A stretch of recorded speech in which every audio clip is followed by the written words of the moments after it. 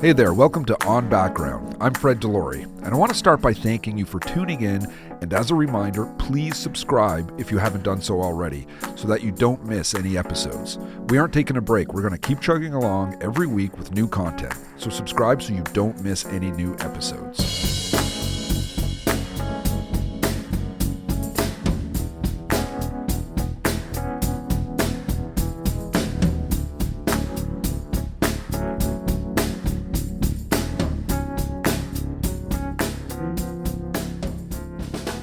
So anyways, right now, I'm cozied up here in snowy Ottawa. You know, it's that Christmas season vibe all around us. I've always had a soft spot for Christmas, honestly. It's when all the politicians are gone, things are much more relaxed and we can all breathe. This chill time always hits different for me. Probably because of all those years I spent as a political staffer. It's like the world hits pause and you finally get to drop your phone for a bit and hang out with loved ones and just breathe.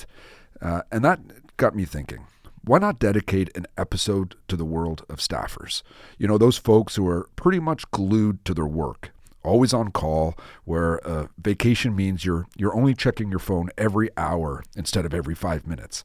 It's a wild ride full of ups, downs, and everything in between. There's this unique bond, too, between staffers, no matter which party they're from. It's like this weird, wonderful little community we exist in. So this week, we're mixing it up a bit. I'm sitting down with folks from all over the political spectrum, people who've lived the life, breathed the air of backrooms and campaign trails. We've got Matthew Conway, a familiar face from many campaigns, and now the National Vice President of the Conservative Party of Canada. Melissa Cotton, who's been at the helm of the Liberal Research Bureau and had her time at Queen's Park. And then there's Steve Outhouse, a guy who's been a chief of staff in various ministries during the Harper years, even for Pierre Poilievre, the current Conservative leader. And we're not stopping there. I'm also bringing in Mélanie Richer, my fellow CBC Political Pulse panelist, to give us that NDP perspective. And what ties all these people together? It's their dedication, their love for this country. And while they might have been called staffers, they're leaders through and through. So let's dive in. First up, I'm bringing in my old friend Steve Outhouse, a guy I've worked with and against more than I can count. So there's a lot of ways people get involved in politics, to get involved on the Hill. A lot of people on the Hill get involved from campaigns, working in campaigns, and then they get in there. Your path is fascinating to me because it's very different. You're one of the most sought after political campaigners in the country for the Conservatives. You've just successfully ran the Alberta campaign. You're currently the New Brunswick campaign manager. You ran 2 national leadership campaigns for Leslyn Lewis, one for Pierre Lemieux. You've run provincial leadership campaigns for John Lawrence. Very involved. But you were a bureaucrat. I was a bureaucrat. A public servant. A public servant. Well, we were all public servants.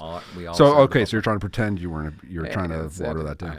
So I remember first time I heard of you is we formed government, and all people, campaigners, trying to look for work on the Hill. Lots of people coming in because we have 500 jobs to fill. And you were a bureaucrat with Fisheries and Oceans, right? Mm-hmm. You and 2 other people, Scott Tessier and Kim Purchase, were working there, and Leola Hearn was the minister. So what happened here? How did you end up becoming the political staffer? So I had no idea how political staffing works. So I've been I will say public servant in the bureaucracy since about 90. Okay, so the word it contains. So no, the word. That's all right, fine. No, that's fine. Let's move on. Since about 98 really is when I started working full time in federal government, and I was doing media relations primarily. So I worked closely with different ministers' offices, and you're a media spokesperson, so you're often kind of quoted in the media and so on. But I really enjoyed media relations. But I thought from working a little bit with ministers' offices as a bureaucrat that I knew how they worked. Well, turns out I didn't. And I had no idea how to ever break into that world. And I remember when the Conservatives won in 2006, thinking, wow, it'd be kind of like, this is exciting. And I kind of like to put my name forward. So were you political before this though? Like, did you have a leaning? So I did have, I was, I will put it out here on the record. I was a card-carrying Liberal member. Yes. I've just outed you. Wow. You did. Yeah. It was. You outed yourself. Actually, quick story on that. I was, when I was the EDA president in Orleans, Royal Gallipo was a noted former Liberal, our former MP. And so, Jason Kenney came to speak one night, and he said that how he was a former Liberal, and everyone laughed and clapped, and Royal Gallipo got up and said he was a former Liberal, and everyone laughed and clapped, and I got up and said, well, I was a former Liberal too, and everyone booed. I was like, what? I literally said the same words that those two guys said. But anyway, so I was kind of in the deficit fighting age. I was a card-carrying Liberal, and I think I came to learn that it was more on the fiscal conservative side. And at that point in time, Finance Minister Martin and right. So the Prime Blue Minister Liberals Richer, that were basically trying to steal from the Reform Party their fiscal 100%. Right? It was in that camp, and loved watching the deficit kind of come down every year. And then once the deficit got dealt with, it was like, oh, what are they doing from here? Right. So, and then maybe I kind of found out some differences. So you're there. You're interested in becoming getting into politics. So, and we're in government. You're in the public. And I just thought, they've got everyone they need. Like, they just ran this great campaign. Yeah. They had defeated the juggernaut of Paul Martin. Like, this was, I'm sure they've got everybody they need. So I'll just kind of sit back and just, I'm not going to apply for anything. If something works out, then that would be great. And then literally the next day I went into work, and my manager said, would you be willing to go upstairs to the minister's office for a couple weeks, was what they said. And just to help out in transition, because Loyola Hearn didn't, like, he was a Newfoundland MP, brand new minister, been on the Hill for a while, but he didn't have a team of people. So right? Like any MP would had roughly kind of like 2 staff here in Ottawa, and another 2, maybe 3 back in the constituency. So the way our system works, when people get appointed to cabinet, it's all dealt with as a big secret. This is something I kind of think we should probably look to change a little bit, which is like, the day that we actually take government, it would be great if ministers were arriving with chief of staff or director of communication, as opposed to not being able to tell anyone and being told if they leak it, then they'll be dropped from cabinet, and so they're scared to death to talk to anybody. And then they're getting briefed for a month before they have any staff. Before they have any staff briefed with them. Yeah. So I was asked if I would go. The public service will do that. Well, they'll put a few people in just to kind of keep basic flow of information going. So how do they get some information into the office, and there's lots of media calls, so putting the media relations person up there was kind of a natural thing to help, because everyone wants to do the meet the minister interview, and will you have him come on this broadcast or that broadcast, etc. Right. So that's how I was asked to go up for, quote, two weeks. So I remember when this happened, there was a lot of young Conservative staffers that were not happy that you, as a bureaucrat, and I think you were called a Liberal. I don't think anyone actually knew you were a Liberal, but they just assumed because you were a bureaucrat. Because I came from the public service, must be a Liberal. Assumed as Liberal. But I remember it was you, Scott, and Kim, and I'll have to say, by the end of our government time, and I've told you this before, I think you were 3 of the most effective and competent staffers we had. So it was you guys did great work, and it was great that you were able to come in and become political. Yeah. And you've done a lot of stuff since then. You've worked for you were former chief of staff to our current leader, right, Pierre Poilievre. But then you started how'd you get into campaigns? Yeah. Where did that come from? Well, I'd like to loop back just for one final thing on the getting into it. You had to jump through a lot of hoops, and there was a time where I did have to certainly build trust up. So I remember when Loyola Hearn asked me to join his staff, kind of longer than the 2 weeks. I had to come over for a meeting at PMO, and Jenny Byrne was sitting in the room with the minister, and she interviewed me, and I had to kind of make the case as to why I was a trustworthy, individual and so on. And so, fast forwarding, one of the most gratifying personal calls I ever got was later on when Jenny called me to kind of talk about the chance to become, our current leader's chief of staff when he was a minister, because we'd come full circle from sort of having to prove that I was, on the team, to saying, hey, this is a position that we'd like you to take.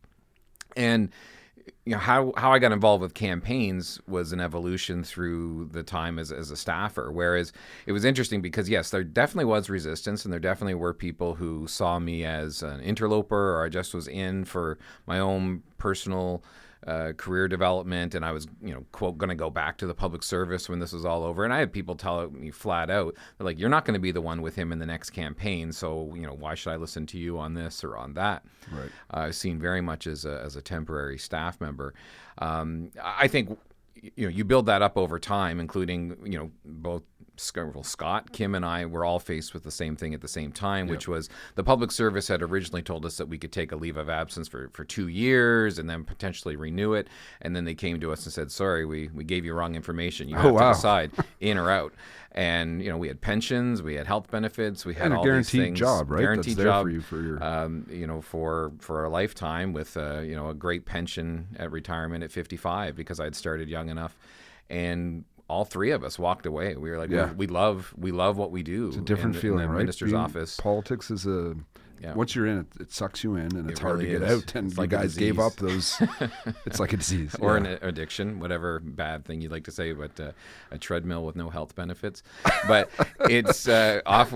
So I think all three of us started to people started to realize, oh, well, this is different. These people aren't just here just to help out. And you guys did great work, right? Like you knew your files and you're able to provide helpful advice and support. And so knowing the internal workings of government, it made it a lot easier to help serve our ministers in that way and serve them well. And then to your point about campaigning, well, I dove in. I loved the partisan side of it. It was just this piece that had been missing. But my first campaign, you may remember, because I believe your job was the Atlantic desk. You were at in that point in Newfoundland time. during the ABC. I was the federal Conservative spokesperson at a time when Premier Danny Williams and the PC party Newfoundland and Labrador were totally mounting their anybody but Conservative campaign. So I was one of dozens of people involved in the campaign across the province. And when I say dozens, I'm probably overestimating. We had 7 local campaigns. I went to Newfoundland, but my friends were going off to war, is how I saw it, and they were going to be on the ground in St. John's, and so I went and stayed in the spare room of now Senator David Wells, who was just David Wells at that point in time, and my coworker, and I was out in the media every day. Our candidates were just getting pounded relentlessly. The open line shows on VOCM, we were all being called every name in the book. It was grueling. It was absolutely grueling. But in a weird way, it was like we were just fighting the good fight. Yeah. And I kind of, would go out, every day and get punched in the face and then get up and do it again the next day. Right. And you got addicted to that. That's great. Weirdly enough, yeah. when you say it like that, career where you do campaigns. Maybe there's some bigger issues I need to unpack. But you basically went, it's funny, you went from I'll use your words, from the public service to being a full-time campaigner in many ways. Yeah. So it's interesting with us, with Conservatives, to your point about, coming from the public service and having to go through that, how you had to do that, sit down and have that interview. And they did that. They interviewed lots of people, not just because of your background.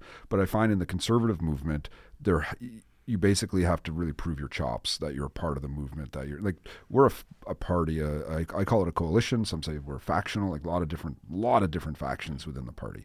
And you have to come from one of them. So to come from the bureaucracy, it's almost like that's an opposite, like that's like really outside the realm. So to punch through that barrier is incredibly hard. So kudos to you and your colleagues for being able to do that. And again, as I mentioned, and thrive. Like Kim went on to be one of the senior members of our government in various positions, chiefs of staff as well.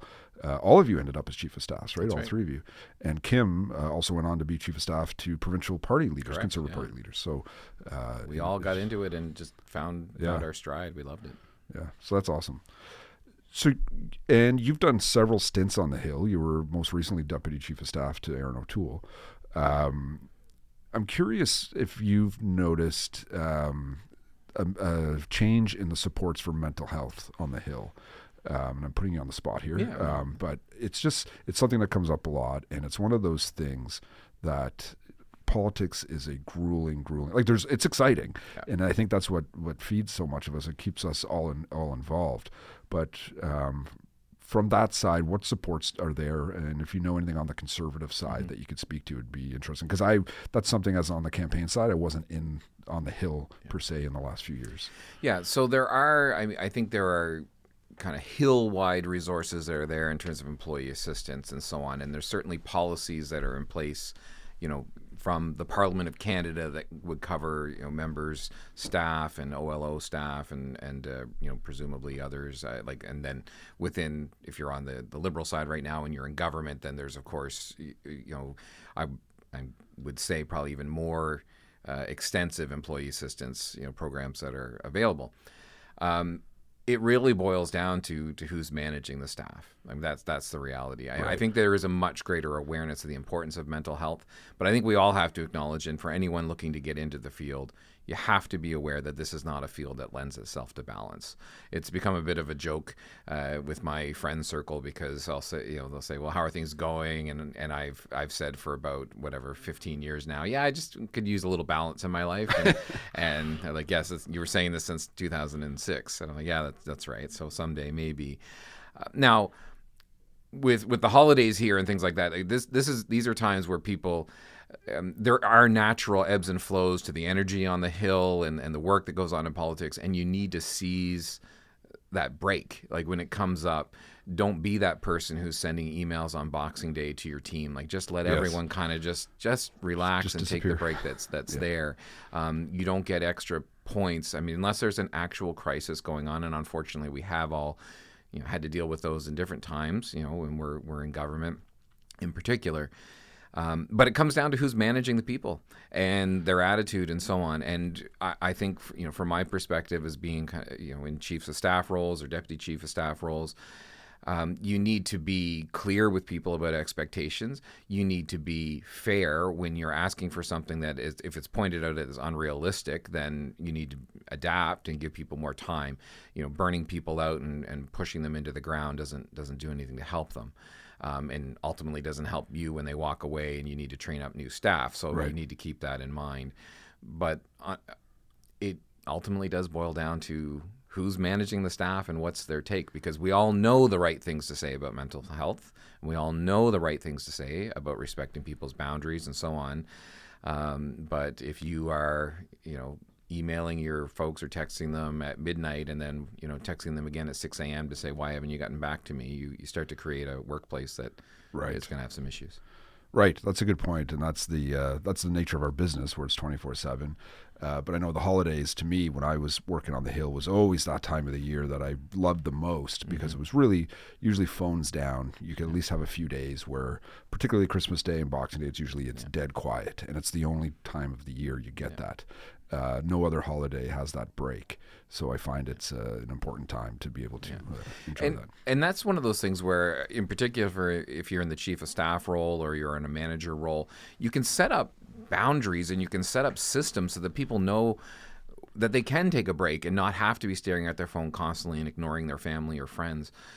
So what I would tell staff when we would go on, holiday break or Christmas break or what have you, was leave it so it's ringer on, like for if need be, and check your phones and usually I'd say if they weren't on actual vacation, because there's sort of there's the dual status, like you're on real vacation, you're on a beach somewhere, or you've gone to visit your family and you're totally off the grid, in which case we need to leave you alone as best we can during that time.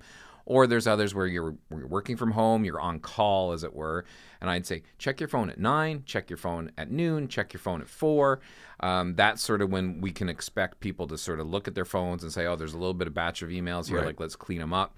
And leave your ringer on so that if it's truly urgent, we know that we can call you and get you. Yeah, and hope no one abuses that, to your point earlier. Yeah. I've tried oftentimes, like just, Sundays, I thought, would be nice to just phone down, spend time with family.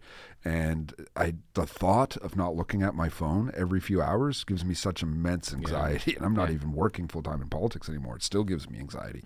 The thought of not, like, what's going on out there. So there's these mental blocks we have.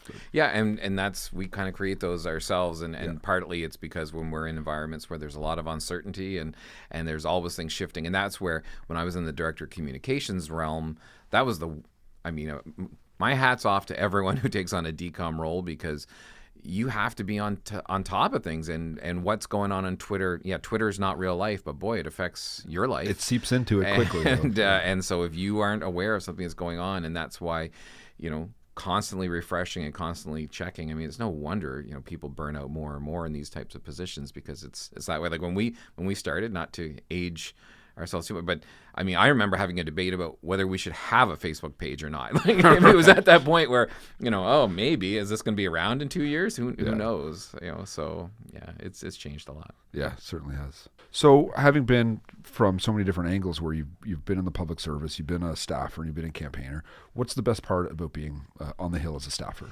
Yeah, I think for me, I am, without making myself sound too Pollyanna-ish, like I am a true believer, and I believe that we can make a difference, and I believe that getting good people elected makes a difference, for the country or the province or whatever level you're working at.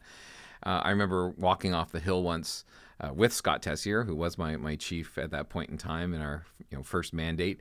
And Parliament Hill was there. It wasn't all dug up like it is now. It was all majestic and looked great. And there was probably even less security at that point in time. And we're leaving, and I said, "Oh, like it just doesn't seem real, does it? Like wow, like kind of like oh, what a privilege." And he's like, "I don't know, man. It feels pretty real to me."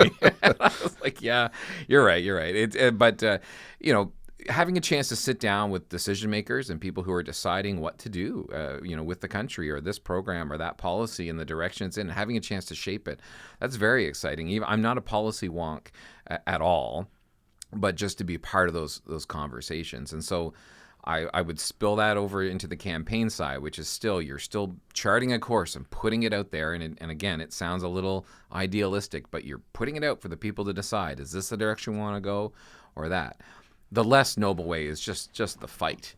I mean, the internal fights? No, the internal fights. That's a different angle. But when you're fighting in theory on the campaign trail with the other team as opposed to within our own team, that's just. It gets kind of exhilarating sometimes, where there's just people like you're clashing and you're having it out in the media and you're going at it. Yeah, like the ABC campaign was, in many ways, it ground me into a pulp. Right. But at the same time, I mean, I was alive. Well, your first real campaigin, right? That was my and first what a campaign. heck of a way to start, because you can't get worse than that. Like you had no chance of winning. You were an enemy, right? The Conservatives were a foreign traitors, entity, people were called in Newfoundland at the time because of the Accord issue. So to go through that, like, it made you very strong. It set a bar that has never been surpassed. Like I remember, coming to work I'd worked for other regional ministers since then, from Leona Gluka in the north, and Jim Prentice for a time who oversaw Calgary and so on. And anyway, and there's never been anything like it. Like that was a fight like I'd never seen before. So it set a bar for sure. But your next campaign must have been weird. It was like, hey, where's all the Yeah, that's right. It was like, oh, this is there's some mild disagreements here. Oh no. But certainly going into the Alberta campaign with the UCP and the NDP, like that, and like obviously I'm biased and everyone can take that into account, but I think even just the pundits afterwards would evaluate that the NDP campaign was incredibly personal and went after Premier Smith in a very aggressive way, and a messaging track that was, well, you're a big fan of narrative. It was a very, very negative narrative. And so, going out and pushing against that every day was, it gets you up to have the fight. And when you get the win at the end of the day, it certainly helps too. That was a neat experience, I got to say. It was my first time.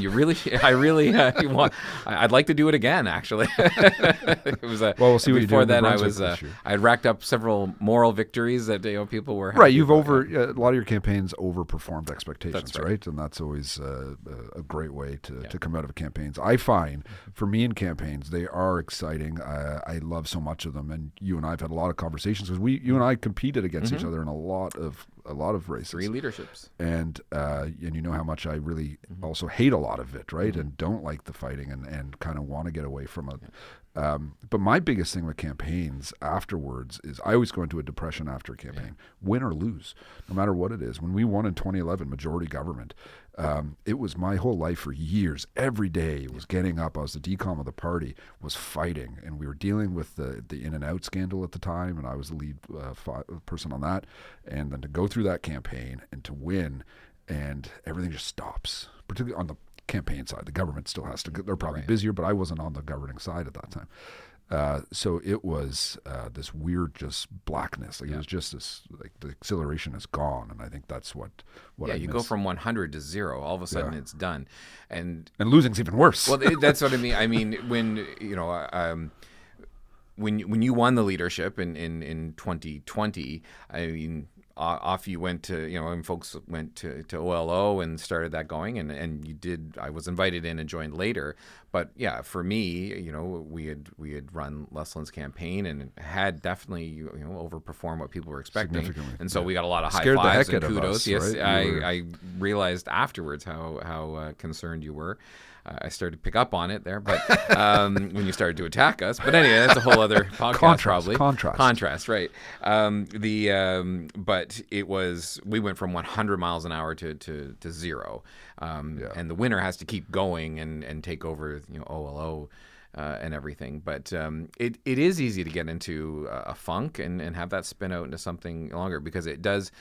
Your life can revolve around this, and I've always said this to staffers when we do training and so on, and it's like, don't let this job define you, and that's so much easier said than done, Fred. I mean, honestly, because it does become such a big part of our identity. But I had people, it was very interesting for me to step out in between. So I stepped out after our first mandate from 06 to 08.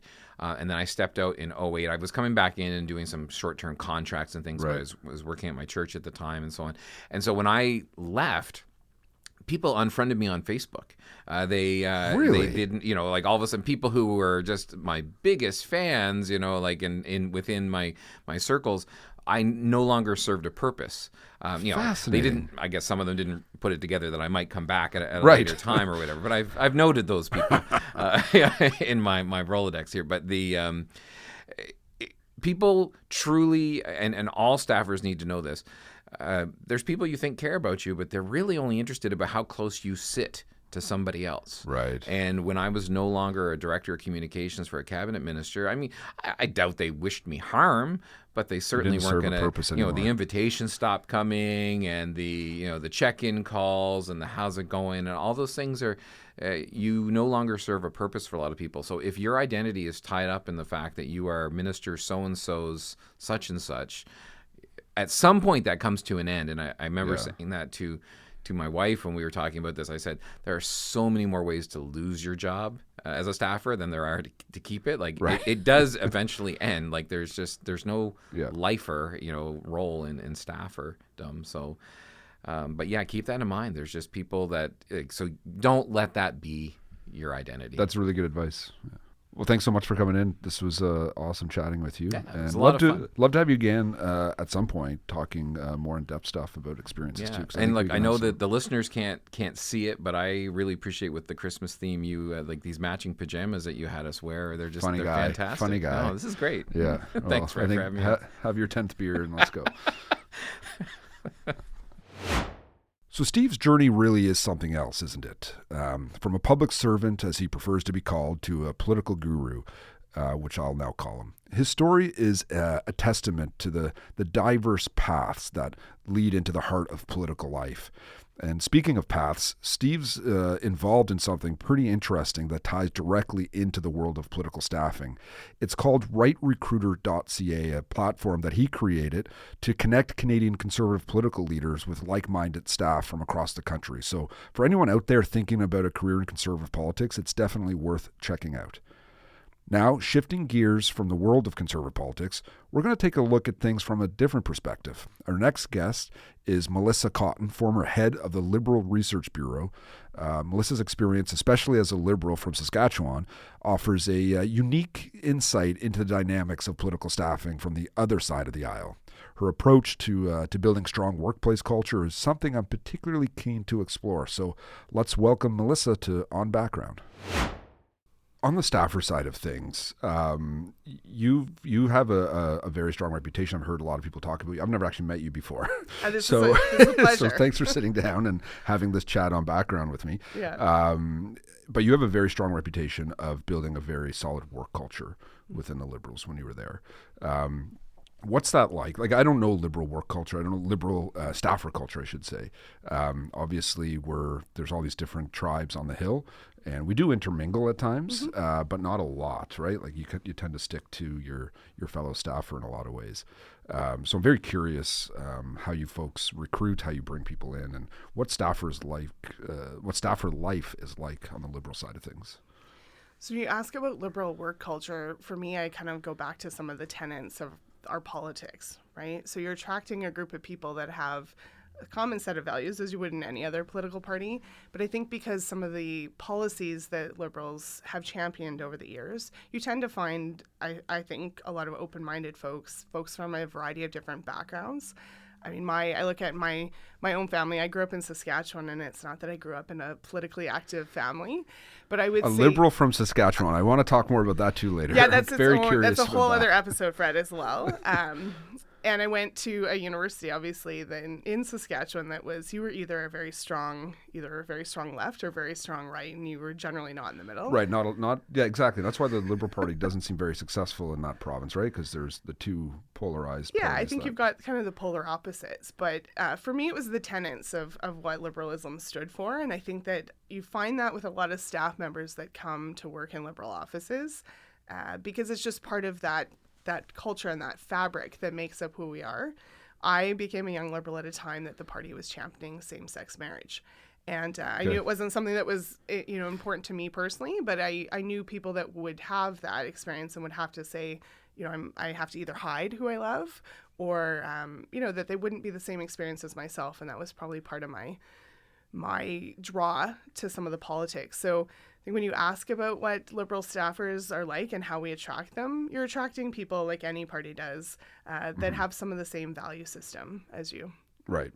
And you guys have an internship program. We do have an internship program. And you bring how many usually comes a year to the Hill? I guess it changes to government versus opposition, right? That's right. I would say in the government years, we were at about 150 to 185 every year. Okay. And we pride ourselves on, these are not just partisan folks. I look at the intern graduates, as it were, and who are often still in offices right now or have gone on to some really cool things in their lives.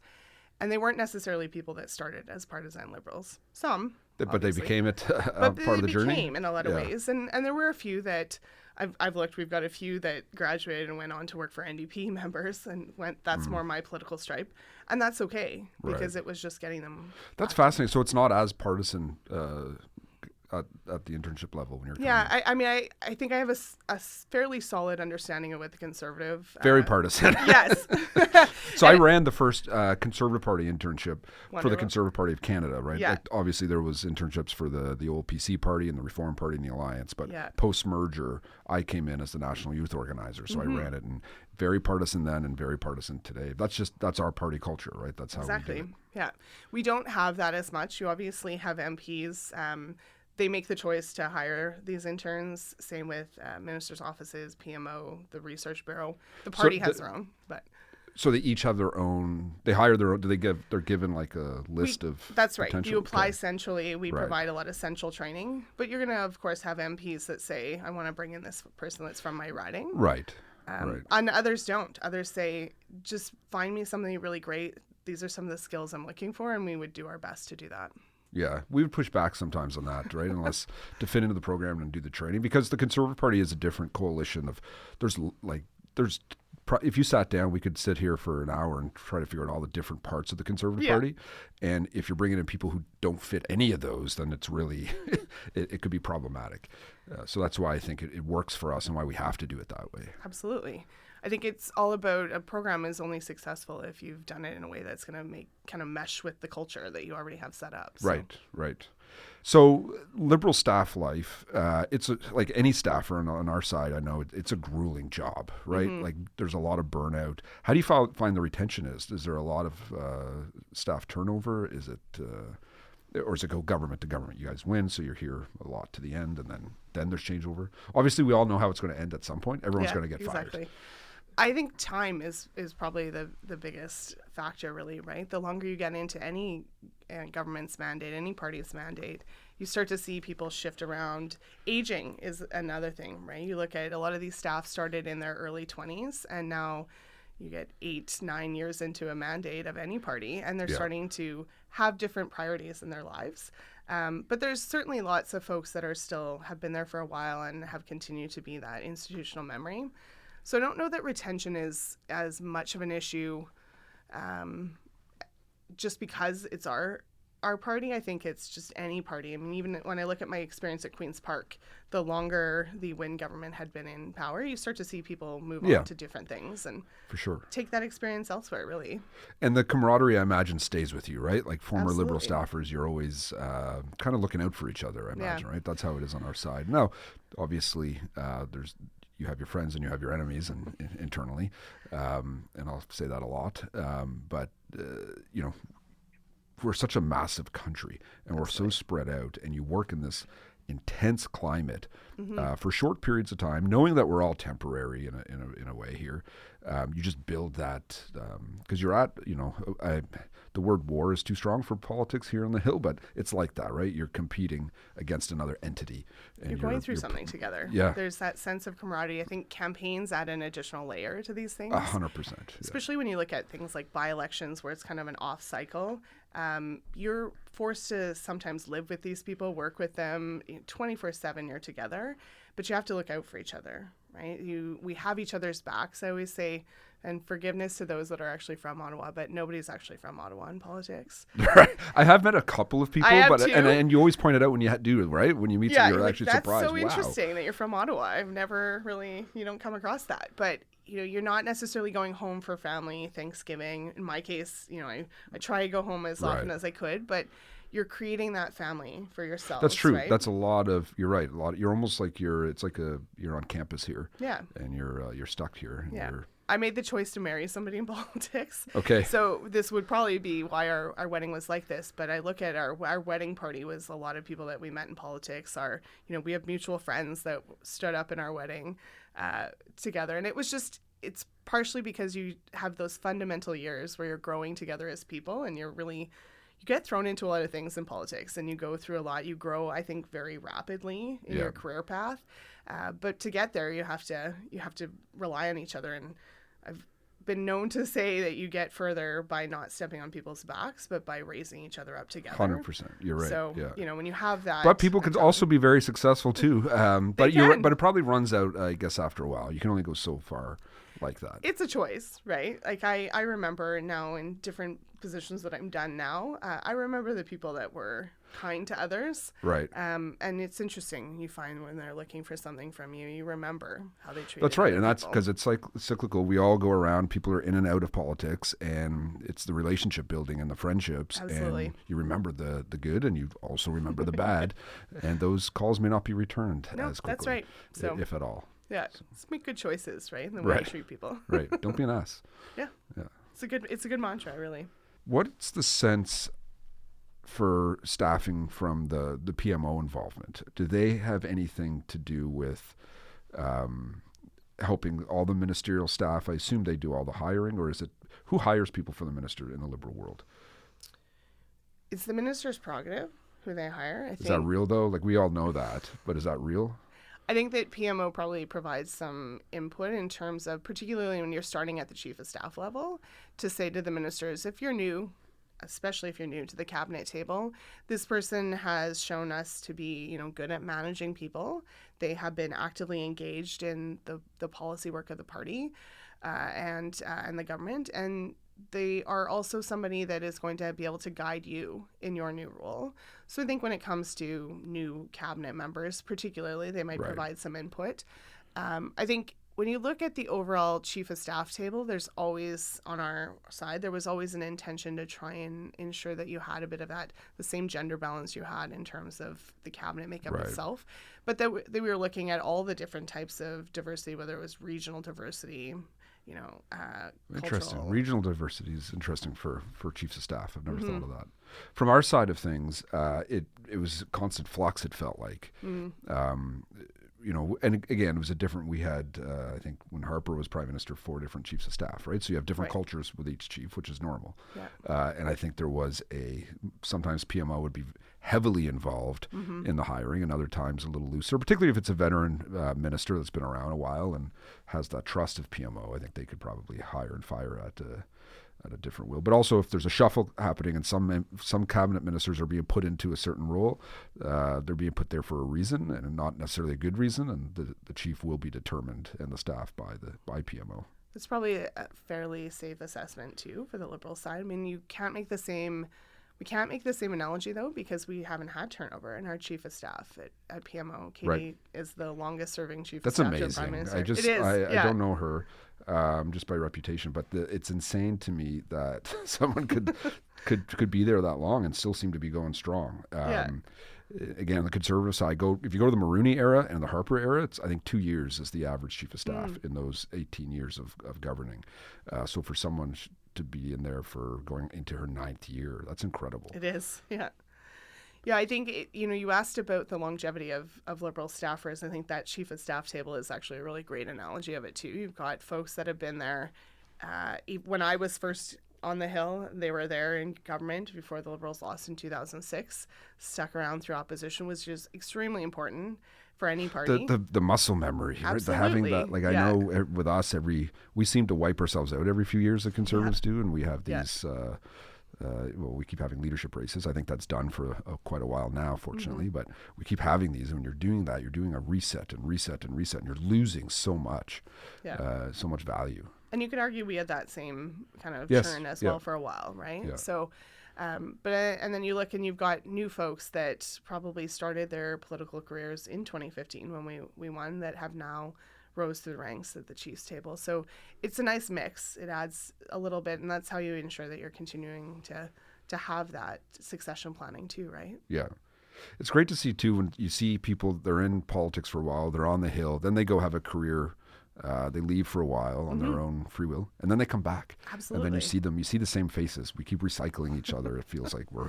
I think it's important though to bring that perspective. It's funny. Well.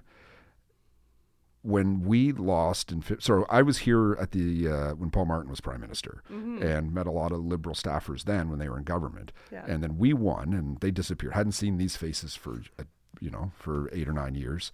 We lost in 15, and I remember walking down Spark Street and seeing 2 guys coming towards me, and I was like, I know these faces from somewhere, but they're a little bit grayer than when I saw them last. These were old Martin staffers that were now Trudeau staffers that had come back to be a part of the new government at the time. So, and I think when the Conservatives eventually win, hopefully it's this year, next year, whenever it is, obviously I'm hoping for that, but I'm going to see a lot of old faces coming back, right? And that's the tough part of politics, though, is 500 of your closest friends means they lost their job. I know that was really hard in 15 because when I was walking down Spark Street that time, I was the only Tory I saw. Like right now, I'm sure if you walk down, you're going to see lots of your friends. But when there's a changeover, they're gone, and it's a hard time. It's a dark time. Yeah. I've always sort of given the advice to folks of, just remember these are humans too. Eventually our time will come. It's just cyclical. That's the way politics We all works. know how it's going to end, right? Absolutely. We just don't know At when. some point it will. So just remember these are other humans and be kind to them. But it's good advice in general, right? Because you even talk about people that are looking at making the move now or a year ago.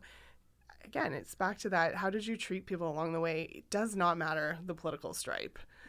Because you never know when you're going to need to have that conversation with them. But it is tough. You have to remember in general, like not to be too excited, not to gloat too much when your party wins, because your time will come at some point, unfortunately. Yeah. No, I remember that well in 11 when we got that majority government and the Liberals got knocked down to 35. Yeah. We had our convention right after it here in Ottawa. And my wife and I were walking, we left the convention, we're walking to the market, and I bumped into an old friend of mine who was a longtime Liberal. And I remember, and he was congratulating me, and I was like, we're only temporary. Like, this is great, but you guys will be back. And I didn't think it'd be 4 years later they'd be back, but they were back. Yeah. Well, and you have to remember that people go into politics a lot of times for similar reasons, no matter what the party, right? It's for service to your country, it's for service to your community, or it's because you're very passionate about a policy and the work that a government does. And so ultimately, it doesn't matter what stripe your party is. Yeah. We're all here for similar reasons. Yes. And that's what unites people. So like, again, they're just another person trying to do really good things for their community. And I think that's something, and I think staffers are unsung heroes, and also campaign volunteers. I feel like we shun them as not real volunteers, right? Like if you give out volunteer awards or something, or if you list people's resumes and all the stuff they volunteer, you'd never mention the political side of it, which I think is unfortunate. Yeah. Because these are people who are committing time for their country, and it takes at least two. We need two parties, right? You can't, you know, we may not be aligned, we may not agree on things, but it takes two. And I think that's something that people should reflect differently on. And I think we should treat volunteers and pay more honor to them, and staffers as well, for the service they do. I agree. So what advice would you give to people still in the game, still working on the Hill, to make sure they're growing a strong culture and bringing in the right people? And what's your secret sauce for having such a success when you were there? I think it's remember what brought you here in the first place, right? As we said, I'm a Liberal from Saskatchewan. That never happened. So that was a very conscious life choice of mine. But it was really about service to others and service to my community and building a better future, which is super trite and all those lovely things that everybody likes to think that they're in politics for.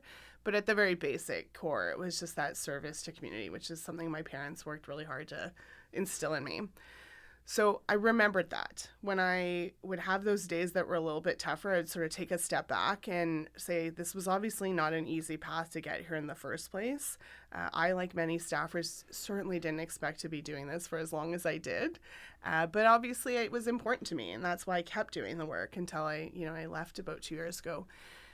But I would say to people that are still in it, again, remember what brought you here. Take a step back, though, because go back to where you're from. When I go home to Saskatchewan, the issues are not the same. People don't see it with the same lens. Right. Probably in different ways now than, maybe when I first got into politics, for so many different reasons. But that's okay, too, because that's a good gut check on yourself. You need to check in with yourself often, frankly, and check in with the people that have known you since the beginning and say, like, what do you notice about me that's different since I started doing this work? And you hope that the response you get back is often positive. Like, I'm seeing you really grow as a person. I'm seeing you learn and expand your horizons. But if this response you get back from them is, you're a dark person, you're cynical, these are things that are not. I may have been a victim of that myself a few times. And we all are, right? But it's to just check in with those people that have known you from the very beginning. That's interesting. And even to have that moment with yourself. Like I always said to myself, but sort of out loud as well, like when I get to a point that I can't be positive about this anymore, then I don't want to be here. And I didn't leave when I was feeling cynical about anything. I felt very happy about what I had accomplished and where things were at.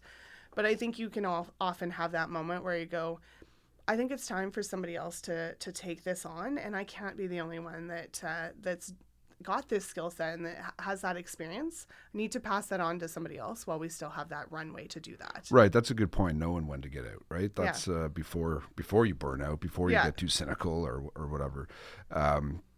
That's a really good point that I think a lot of staffers should reflect on and think of. Yeah. Picking that time. I was I got out twice, and it was because of losses, right? Right. Yeah. So I never got to that to make that decision on my own. I never owned it. But I think that's a good point, too, because you're going to have a lot of staff that are in that position at any given time when a party loses, or even when your cabinet minister gets shuffled or your MP, you're getting to a point where MPs are going to start to say, thank you very much. I've had a really illustrious career, and I'm going to step back. And that's a choice that they made for themselves. But there's also those staff, right, that come along with that. So at any juncture that there's a change, no matter the reason, I think it's to take that step back. What do I want to be doing? If it's a cabinet shuffle, do I want to go back into another office, or is this a good place to leave? Right. Did I make my mark? And am I a better person? Have I left the place a better place, or not? And if the answer is no, then you probably should have a hard look at yourself and what you're doing and move on. So on that front, on cabinet shuffles, you made me think of something. One of my most difficult experiences as a staffer was during a cabinet shuffle. I went into a ministry early in our government, and I was there for a few weeks, and we got shuffled. I was only there for a few weeks, so I was the least seniority on the team. And we went into a ministry that was much smaller than our ministry. So it tightened up. And for days, I think 3 or 4 days, I was told to show up to the office every day. No idea if I had a job. Our chief of staff was also being removed. And it was chaos. And no one knew, for days, no one was really doing anything because we didn't know what our jobs were. And I've heard, and I'm seeing in other provinces, really out around the country, when there's a shuffle, at the top, they move the ministers around. And basically they don't move the staff around at first. They let them sit there for weeks or a month, and then they do. I just find like my view is when teams and governments do a cabinet shuffle, start building your teams that day. Like make the chiefs, figure out your chiefs as well as your ministers and tell them, build your team, here's your budget, go. We waste so much time and so much anxiety build up in staff when we don't pull the trigger on that, and we just say, oh, we'll figure it out later, as if we're thinking just the minister themselves. What's the point of political staff then if you're not putting them there to support the minister? They need to be there on day one, learning the new department with the minister. Absolutely. So I'm curious if you have any experience on that on the Liberal side, or if you've heard stories about that. Yes and yes, all of the above. I have some of the experience. I would say federally, not so much, because I came at it from the Research Bureau side, although certainly I had the privilege of having some input and conversations leading up to and after the 21 campaign, and in terms of what could we be doing differently as somebody that had sort of that HR background. And a bit more of a neutral party, to be honest, because I knew I wasn't going to be a minister's chief of staff. I was very happy doing what I was doing. I put up my hand and said I'm happy to help with some of the transition piece. So couldn't agree with you more, that I think that there's huge merit in having at least the chief of staff know exactly who they're going to be when that minister goes to get sworn in, and a really solid idea of who that team's going to be, so that they can all get briefed up at the same time too. That's also helpful in terms of staff's anxiety, because often, even now, I still get staff that reach out to me for advice, and I say, listen, you're still going to have the same amount of cabinet ministers. There's enough jobs for everybody. Don't worry about it. You're not going to, in most cases, you're not going to be completely out. It's not a bad juncture, though, to choose to walk if this is the time for you. That's right, and that's okay. And people do that, which means, again, there's those jobs.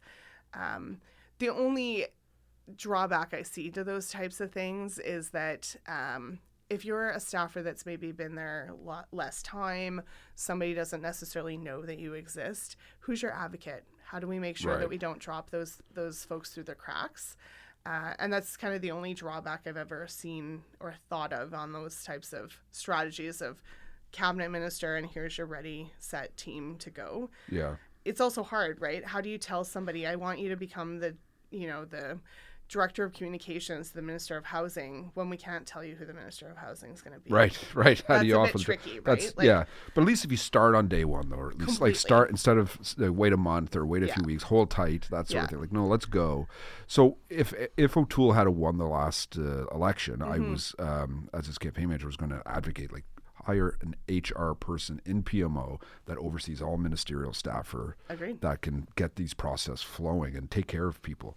And maybe I don't know what Poilievre's plans are, but maybe that's what they're going to do. I'd hope that's what they're going to do. I think an HR team generally, and that team can be loose, but an HR team generally is helpful on a transition. And an HR person, right? Like in all my experiences in politics at every level, we ask a political person to become an HR person and it's good. It's good to have that political context, like have them involved perhaps, like they have to know, is this person a good fit? Is this person for whatever political reasons, but an actual HR professional that could do these things and know the process that they can establish. Absolutely. And there are those folks that exist, right? That didn't do the political science route. They actually are HR majors, but it's probably an interesting point to look into in terms of building up that transition team and those teams in general. Is why aren't we going after people that have that educational background and getting them more engaged in the political process? But it's tough in politics too, though, because you try to bring in people who you trust and who you know. Absolutely, right? you do. So it is. I can see the other side of it. Why you don't do that. So it's this. And it's the same reason that the ready-made team makes it trickier, right? Because you've got folks that are in a minister's office because they're policy experts in that kind of file, but then you've also got the people that were loyal or have always been with that minister. Yeah. People that are Right? really good knocking on doors, helping people get Absolutely. elected. Yeah. Those people and end up becoming great policy experts Yeah. and different like. But I mean, and I have candidates that I helped get elected that said to me right from the get-go, and when I make it to cabinet, which good for you, that's good chutzpah, but when I make it to cabinet, you can be my chief of staff. And flattered, thank you, except for I'm not, say, a lawyer. If you became the Minister of Justice, I can't be your chief of staff. Right. You know, I'm not skilled to do that. So it's a little bit tricky too, in that these folks often have their preferred person. Well, if you don't get the cabinet portfolio that's appropriate for that, then we're also setting people up for disaster. Right. So, yeah. That's a good point. All right. Well, look, thanks so much for coming in. This was an awesome chat. Great to meet you. Your reputation is very strong on the staffer world, as I mentioned before. So it was great to sit down and again, as a conservative, and with the purpose of this show, I'm trying to tell stories about politics in Canada, peel back the political onion, I keep saying, and just have these conversations and across all aisles. So thanks a lot for coming in. Well, thanks for having me. I think it's an important topic, and I hope that a lot of folks take heed of it as we go into the holiday season and they're kind of doing some reflection. It's a great juncture to do that. So thank you. So I've got to say, chatting with Melissa has been an eye-opener in more ways than one. It's fascinating to learn how Liberals, especially ones like Melissa from Saskatchewan, approach the roles when they arrive on the Hill. And I'll admit, I had this preconceived notion that there'd be these hardcore partisan Liberals, but that's not always the case. It's a bit of a revelation, honestly, and I never knew that. But it's interesting to compare that with my own experiences in the Conservative Party. We tend to have let's call it a purity test. You know, you need to fit into one of the specific boxes to make up our Conservative coalition. But as we heard from Steve Outhouse earlier, that's not always set in stone. These conversations are a lot of fun. They help break down barriers and challenge our assumptions of each other. And I really hope you subscribe and tell your friends about this podcast so we can keep telling these stories. I find it fascinating to keep learning about how everything works, which I hope this show helps do. You know, On Background isn't just about me trying to educate people on how politics really works, but also me learning myself how these things work. There's so much we don't know, and I'm learning a lot, and I hope you are as well. So while we talk to Steve Outhouse and Melissa Cotton from the perspective of the Conservative and Liberal side of things about their experiences on the Hill, here's something a lot of people may not be aware of. The NDP, true to form, actually have a staffer union. So now let's go on background with a friend of mine from the NDP. Mélanie Richer is the former director of communications for her party and is now with Earnscliffe Strategies. And on most Friday nights, you can find her as part of CBC's Political Pulse panel, where she co-stars with yours truly, as well with Greg McCacheron and host David Cochrane. So look, I'm very curious about the NDP and how they function. One of my first years on the Hill, there was an NDP member of Parliament, Bev Desjardins, who voted against same-sex marriage. And I'm really dating myself when you say the NDP MP opposing same-sex marriage. And she was immediately thrown out of caucus. And her office was on the same floor that I was working on. And I remember talking to two of her staffers, and I've felt terrible for them. They were obviously sad that their boss was no longer in caucus, and I was asking what are they going to do, and they told me, well, they're in a union, so they're fine. They're going to go get placed somewhere else. And I was blown away by that. I was new to politics then, but I had no idea that there was a union on the Hill. And the NDP actually have that. So Mel, I'm very curious if you can help me understand how that works. What is this union for staffers, and how do you get into it, and how do you move through that? Right, for sure. So yes, you're right. So staff on the Hill and actually staff in the NDP party office also are unionized, and they're unionized by different unions. So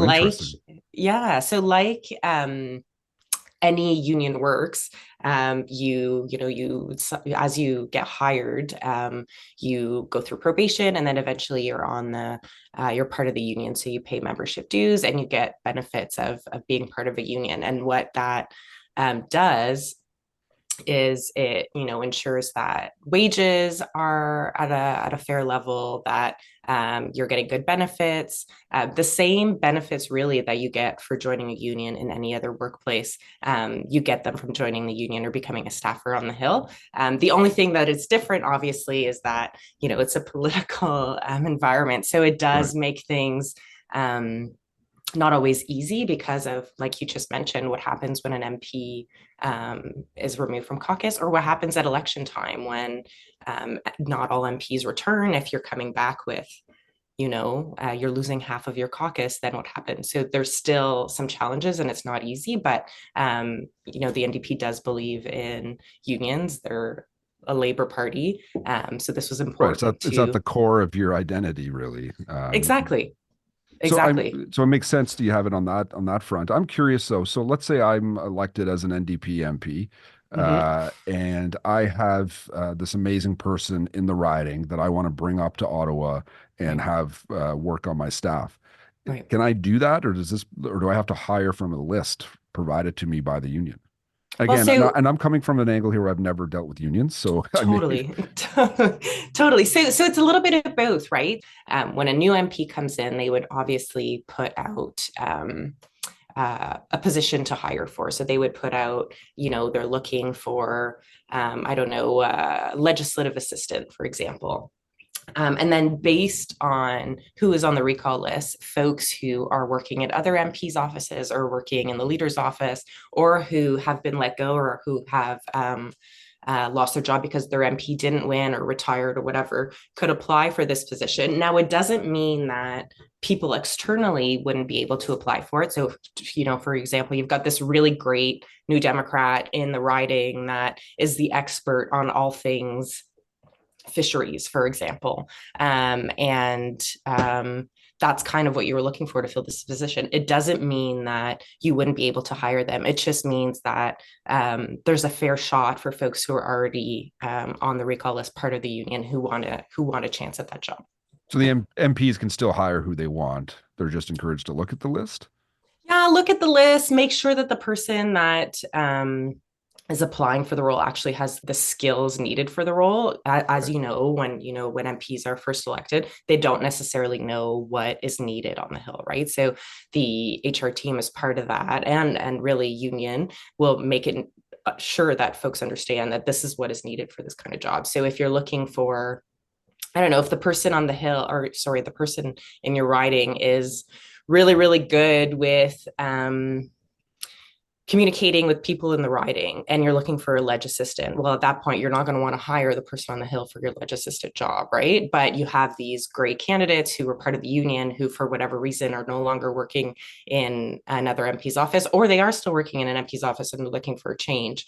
They would be able to apply, and you would be able to interview them. And then as part of that process, you would figure out, who's right for that job, that specific job.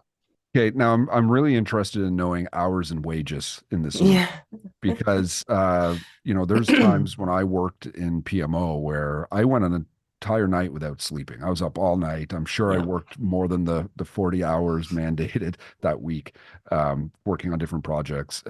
Is there an hourly maximum that staff can work on the Hill for the NDP?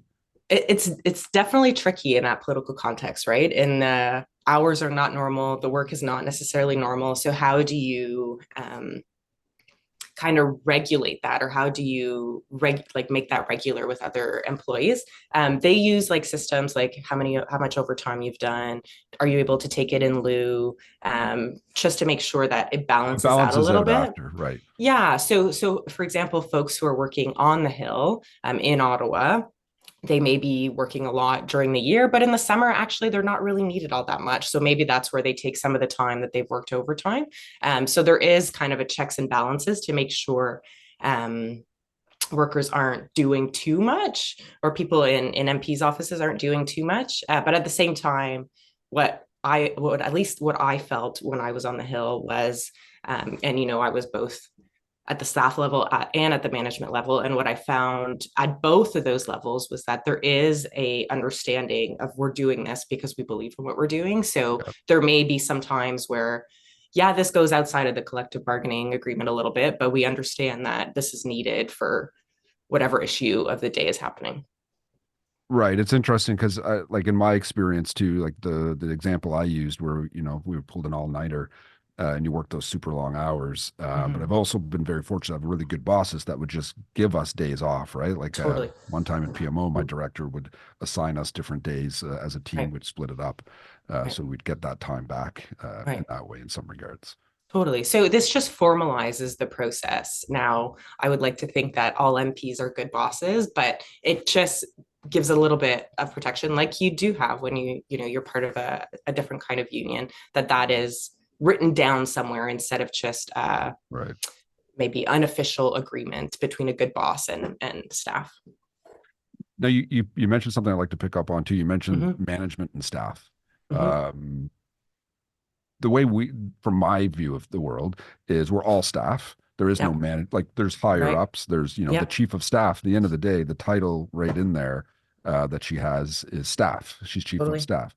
Mm-hmm. Um, is that separate in the NDP with the union and management and staff? Like what the difference is and how that works? Yeah, so management is not part of the union, so that's why there's that separate kind of classification, right? So if you have a team working for you, you're not part of the union and you would be considered management. Or if you are in a position that you would be privy to information about other union members, you are also not necessarily part of the union. So I'm thinking like, for example, the press secretary to the leader, probably not in the union because those duties are they're probably a little bit closer to management than they are to what like your traditional press secretary role would be. So there is differences there, and those folks are not part of the union, and they're also like you would in a union, I guess. You would have management and you would have staff, so it works kind of in the same way, except for, to your point, we're all kind of staff. We're all working towards the same thing. We're all sharing the work of what needs to be done in the lead up to the next election, whether that's in the leader's office or that's in an MP's office. So I want to go back to the point of it's not always easy, but there is, again, because the values that people have when they're part of the NDP is they do value labor, they do value the opportunity to join a union, or the need really to join a union. So there is kind of that goodwill, both with folks, quote unquote management, and with staff to get the work done together.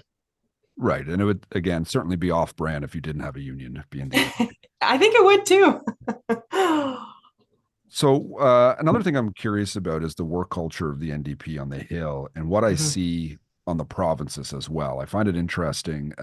Conservatives and liberals both tend to stick to the provinces they know. But I find in the NDP, when it comes to working around the country, you guys seem to go it was once described to me as a hive. Wherever you take government in some province, you move into that province like a hive. Right. Now, you have two governments right now, BC and Manitoba. Yep. So maybe you're getting a little thinner. But can you just touch on that and how that works? For sure. I think maybe one of the differences is we're very entrenched, with our the way that our party works is you need to be a member of a provincial party to be a member of a federal party. Right. So the way that the party works constitutionally, you have to be a member of a province to be a member of the federal party, except for Quebec. Then you're just a member of the federal party. But the way that kind of the backbone of how the constitution was written is there is just collaboration between provinces and the federal party, which is a bit different than the other parties. Yeah, very much so. On the conservative side, there's probably 13 or 14 different shades of blue in this country Right. when it comes to conservatism and then the provinces and how we fit in. And there's no rule. I think Right. in the federal party, there's a rule that we are supposed to support provincial parties that are conservative. Okay. Small c Okay. conservative doesn't mean they're Right. named conservative. Right. And they're all Right. separate. Well, that would also be kind of different, right? Who do you support, for example, in British Columbia? Who Right. is the two right of center parties there that we right. can pick from. Right. Whereas, again, outside of Quebec, there is an NDP, and that's the NDP that would be tied to the federal party. And in fact, if you wanted to be a member of the federal party in those provinces, you would need to get a membership from the Alberta NDP, Saskatchewan NDP, etc. It's fascinating the cultural differences between parties and not just the staff and the campaigns and how it all works. So it's interesting to see how it all plays out. It also, what I would say is fewer, because of our history, like there's fewer new Democrats than there probably is conservatives and liberals, right? So there is folks who get called to like a few different elections. We see it as a training opportunity. We also see it as an opportunity to just share good ideas, kind of thing, right? So during elections, we will have staff kind of take a leave and go work elections, either because there's a chance to win there and you want to build that team there, or just to learn. Maybe there isn't a chance to win, but this is a really great learning opportunity, and it'll be useful for the next election in Ontario or the next federal election.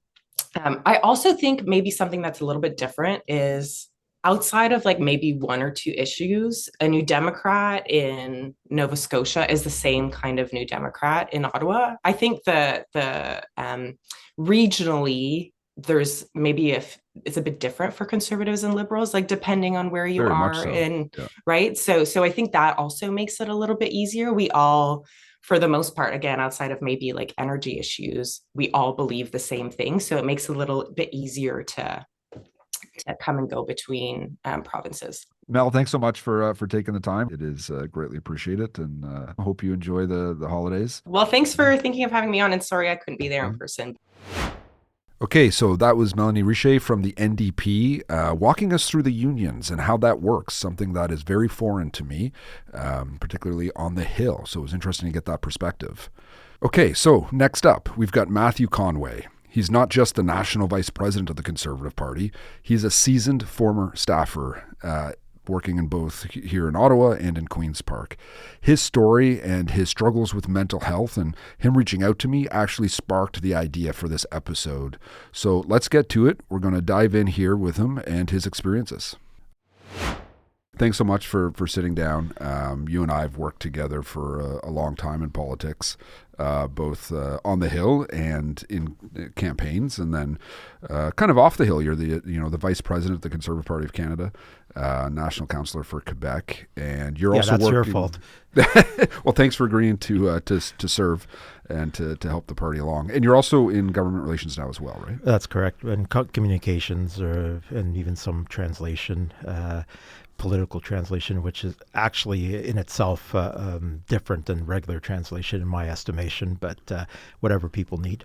Now, how many years were you on the Hill in Ottawa? So I came here in 2010, and I initially left at one point in 2014, and then came back at the end of 2015.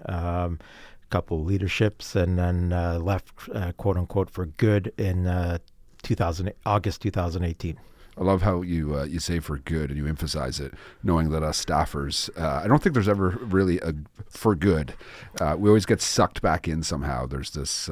Well, my whole life has been that. So it's been, the people say, where do you see yourself in 5 years? Well, I never get it right. Right. Things happen. No, I just think also the problem is that, the first 4 years of my daughter's life, I was a political staffer. It's not very conducive to family life. So to be fair to her, I say that, as they say never. But it's, like I want to be fair to her as well, given that when I'm a political staffer, I'm essentially consumed by it 24 hours a day. So it's just the way I'm wired. It's certainly a grueling job. I always took it, to me it was a service, right, to come here and to be a part of it. It's also such an amazing thing to be a staffer where you get to be in the halls of power, right? Even if you're not the decision maker at the time when you're first starting out, you can work your way up to that and to be a very influential person, like many have. But it's just an immense honor, and the camaraderie of it, right? Like we're on a team together. Blue team, red team, orange team, light blue team, green team. You have all these teams that have this camaraderie that I think goes a long way. When you left, you also went to Queen's Park, right? But between that, you you had some issues, and you've written about this, and that's really why I'm grateful for you to come and talk about this. You had written a public post on this that I think went quite viral on mental health challenges as a staffer, and I'd love to have that chat with you here. Well, 2018 was not a banner year for me. In the beginning, essentially my personal life was exploding, and my professional life was exploding. And I was in a situation too. The pay on the Hill, especially in opposition, is not exactly large. They have a certain budget, and you have to stretch it out to staff an OLO. And if it wasn't for my parents, I probably would have missed a few mortgage payments. So, and then I was, spending $500 to rent a room in the Ottawa area on the Hull side. And so, your money is kind of tied up and trying to live, and at the same time pay your bills and provide for your daughter and your family. One thing I want to touch on is when you put out the post, you made reference to using House of Commons resources as well for mental health support. What was that like? I didn't even know that existed, and I haven't worked for the House of Commons directly myself for quite some time. I worked in ministries and then the party twice, 2 runs at the party. So what is that process like? So it's part of the employee. It's called the EAP, Employee Assistance Program. It's part of the insurance that you get, the benefits that you get, and there were days where I literally could not get out of bed. I know the word literally gets used too much, but this was a situation where I was frozen almost. Basically, for lack of a better term, making up ailments. Not to tell people the real ailment, but you're paralyzed. So I figured, I had to do something. And, when you're a staffer that goes back home on weekends, you don't actually have time to go to a therapist's office to have a meeting, quote unquote. Right, because you're living in Montreal, but you're in Ottawa for work during the week and then going back home. Yeah, exactly. So you had that extra stress on you. Exactly. So, it was just a situation. So, there was an online form on the portal and filled it out and got message back and basically had phone sessions with a licensed therapist. I think it was a phone session. That's it was a phone session, and I think it was 5 or 6 sessions. Do you think it would have been more helpful if it was in person? Oh, for sure. I shouldn't say, was it helpful to begin with? Do you find it was? Yeah, well, it's somebody to talk to work things out when, you don't really have. See, my problem is I've suffered from depression and anxiety for, diagnosed in 1998, but I'm sure it was way before that too. Back then, people didn't really talk about it. Even then, right? That was and you didn't know resources, right? Internet was still in its infancy, right? So, nobody actually knew what it was. But when I go into these dark periods, I have a tendency to go into a cocoon, and I do not there are a number of good friends inside politics and outside politics who have said, I wish you had reached out. And so do I actually. But I shut down, and I went off the grid almost. And people just thought I was busy with work and my daughter.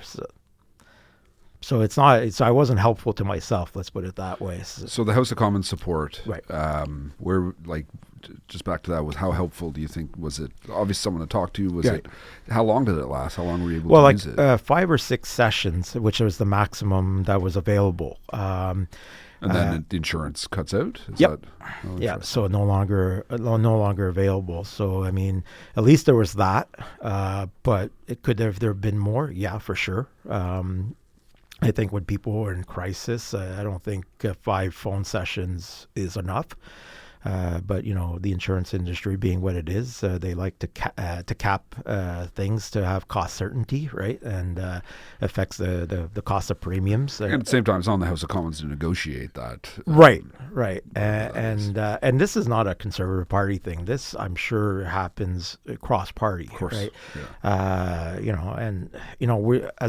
Honestly, we live in a world since the pandemic where people are getting more and more aggressive. I think of the constituency staffers who, in some cases, are alone in their constituency office. That's a great point. They're dealing with the people that are not happy with the answers they're getting. And, I always joke that, a regular calendar and a government calendar are not the same thing. So people a lot of times will get frustrated by wait times. I worked for an MP for a number of years when I first got to the Hill. And yeah, the issues, like we had some tough issues to deal with. I worked for a member of parliament, actually a Conservative, who supported same-gender marriage, right? Which was a hot topic back then. And as a Conservative, it wasn't a very popular stance to take. Nope. And I remember the abuse our riding staff would take on that issue, and it was immense. And looking back on that now, and thinking about today's issues, like people are really fired up on the far right, the far left. Right. They're both really fired up. So I imagine there's a lot of abuse happening, sadly, at the riding level that we're not even seeing. I'm kind of stuck in the Ottawa bubble a lot. Right.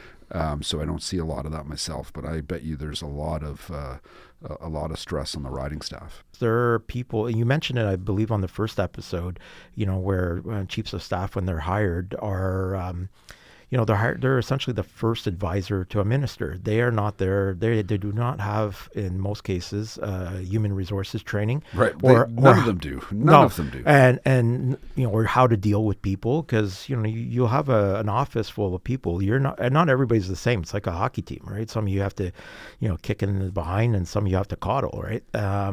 So there's a situation where some have a heart and are human, and some. Basically the human relations is not their forte. So I find, for you to have to be brave to go out and mention your issues that you've been dealing with, there's so much pressure on staff. There's so much, because there's so much competition internally, right? Right. And you want to look strong. You want to look like you've got a handle of this, because there's no employment rights or labor standards, right, for staff. Right. Parliament wrote the laws and the rules, and basically we're called political exempt staff. We're exemptive. They can hire us and they can fire us. You serve at the pleasure. That's right. Which is a lot of pressure, and to have the that extra layer of or lack of layer of protection, you've got to be, in many ways, many people at least think you've got to be strong. You can't look like you are you're dealing with issues or anything that could affect your performance, because all of these politicians, they're all worried about their next election and getting things done for the constituency, and they feel like if they're failing in some way, how's that going to reflect on them? Right. Well, the stigma still exists. There's more people that are getting quote unquote enlightened or have read about it or more aware of it, but the stigma still exists because, we need somebody who's able to withstand the pressure. And it's a high pressure situation, right? Working in politics. Yeah, no, exactly. And it's funny because sometimes you get the question in interviews, how would you react, if your minister or your member or whatever, or your boss puts pressure on you? And my answer always was, no one can put as much pressure on me than I put on myself. Right. And essentially it's like, and that's a truism, but different people handle stress a different way. And we're in a situation too where where some people, like I said, some people are great at human relations, some people are more good at how should I put it, policy wonks, but not necessarily people, right? So right. So it's like you're dealing with different backgrounds or whatever, and we're also in a 24-hour news cycle where unlike back in talking to former staffers in the Mulroney government, where they had a few set deadlines because of newspapers or TV news networks. nightly shows, so, and then after that, they didn't have to worry. But now if you're in comms, you're worrying, and even in policy, because the comms comes to you, you're dealing with, a media that have to update their website, they have to do their social media, and then they file by a certain time, and then they update the story. So you can be on, back in the day, Blackberries, but now iPhones, you can be on your phone literally from 6:30 in the morning to midnight, and in some cases even more, depending on on who you work for. Yeah, it's 7 days a week. Yeah, it's 7 days a week. Yeah, and it's funny, the habits of checking your phone, right? Like when I'm having supper with my kids, and I'm getting better at it. I've been out of politics for a few years now. I'm getting better at it, but I still, it's muscle memory checking my phone when I really don't need to know what the score of the next game is at this stage. My daughter sometimes reminds me of it. Why are you on your phone? And I don't actually have an answer. But like you said, it's muscle memory, and it's like almost a need for information. It's like when you're not sure, you don't know exactly what's going on. It's like when somebody's on a plane and they don't have Wi-Fi and they get off, that's the first thing they do is they turn it on and they start checking their news. And it's a drug almost. So interestingly, the way politics works is staffers and politicians are all treated like racehorses, right? Where if you break a leg, they put a bullet in you, right? They get rid of you. Yeah. It's a different mentality than the rest of the outside world, if we call it that. And there's the sign of weakness, right? So it's like for you to have the bravery to go and talk about your mental health, I think is very commendable. Where there's like, I know I would be, and I think a lot of other people would be nervous to do this, where if you can't perform, if you can't do your job, if there's that fear of it, knowing you need people that you can count on.